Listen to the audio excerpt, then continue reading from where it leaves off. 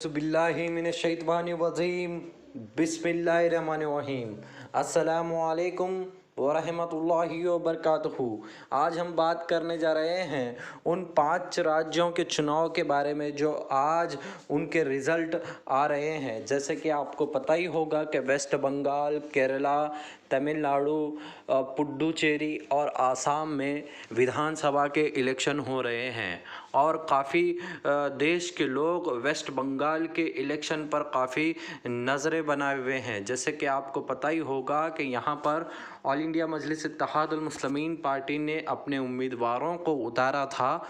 उसी को लेकर मैं आपको एक बड़ी अपडेट दे देता हूँ कि यहाँ पर मजलिस इत्तेहादुल मुस्लिमीन पार्टी की ओर से बस एक सीट पर मजलिस बढ़त बनाई हुई थी, लेकिन वो भी अब वहाँ से भी पिछड़ चुकी है और वहाँ पर काफ़ी ज़्यादा टीएमसी पार्टी आगे चल रही है। जैसे कि आपको पता ही होगा कि यहाँ पर ममता बनर्जी का ही जादू चल रहा है और यहाँ पर ही टीएमसी पार्टी और भारतीय जनता पार्टी के बीच में जो टक्कर लगी हुई थी उसमें भारतीय जनता पार्टी को करारी शिकस्त देते हुए ममता बनर्जी की पार्टी टीएमसी 201 के पार हो चुकी है।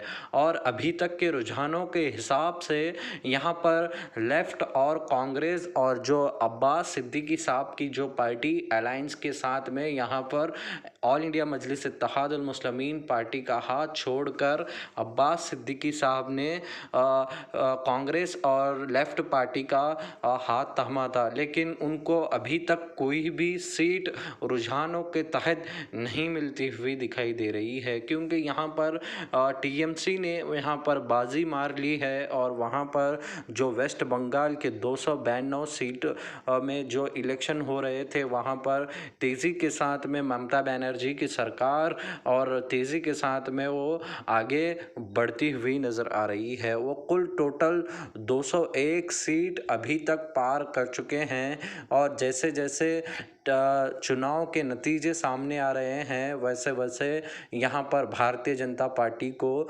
करारी शिकस्त मिलती हुई नज़र आ रही है, क्योंकि यहाँ पर जिस तरह से टीएमसी ने अपने इलेक्शन लड़ा था वो काबिल तारीफ़ है और जिस तरह से टीएमसी एक तरफा मुकाबला यहाँ पर दिखता हुआ नज़र आ रहा है। उसी के साथ ही साथ मैं आपको ये भी बता देता हूँ कि यहाँ पर जिस तरह से ममता बनर्जी को हराने के लिए पूरे एकजुट होकर लोग भारतीय जनता पार्टी के मैदान में उतर गए थे, लेकिन भारतीय जनता पार्टी को यहाँ पर शिकस्त मिलती हुई नज़र आ रही है। तो मैं आपको तमिलनाडु की भी अपडेट देता हूँ। वहाँ पर भी मजलिस ने अपने 3 उम्मीदवार उतारे थे, लेकिन यहाँ पर दूर दूर तक अब मजलिस इत्तेहादुल मुस्लिमीन पार्टी के उम्मीदवार नहीं दिखाई दे रहे हैं।